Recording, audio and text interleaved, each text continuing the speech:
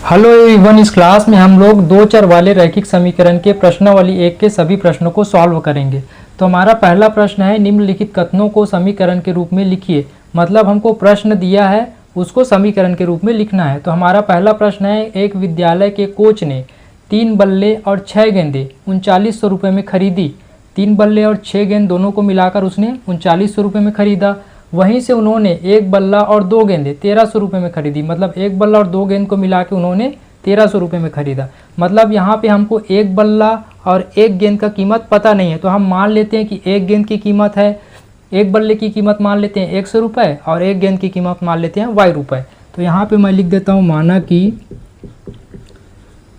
कि एक बल्ले की कीमत बराबर 100 रुपये और एक गेंद की कीमत बराबर y रुपये। अब प्रश्न के अनुसार लिख देंगे। तो यहाँ पे लिख देता हूँ मैं प्रश्नानुसार। प्रश्न में कह रहा है 3 बल्ले और 6 गेंदें। तो 3 बल्ला, एक बल्ले का कीमत कितना है 100 रुपये, तो 3 बल्ले का कीमत हो गया 3x और मतलब प्लस 6 गेंदें,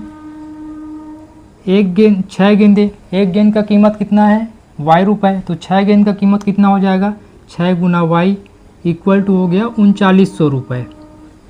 उसके बाद दूसरे प्रश्न में बोला है हमको, इसको थोड़ा हल कर देते हैं। और जैसे कि 3 और x का गुना करेंगे तो हो जाएगा 3x धन 6 और y का गुना करेंगे तो हो जाएगा 6y बराबर हो गया 3900। अब उसके बाद फिर बोला है एक बल्ला और 2 गेंदें। तो एक बल्ला का कीमत कितना है हमारे पास 100 रुपये और मतलब प्लस 2 गेंदें, एक गेंद का कीमत कितना है हमारे पास y रुपये। तो y का गुना कर देंगे, बराबर कितने में खरीदा 1300 रुपये में। तो ये 1300 हो गया।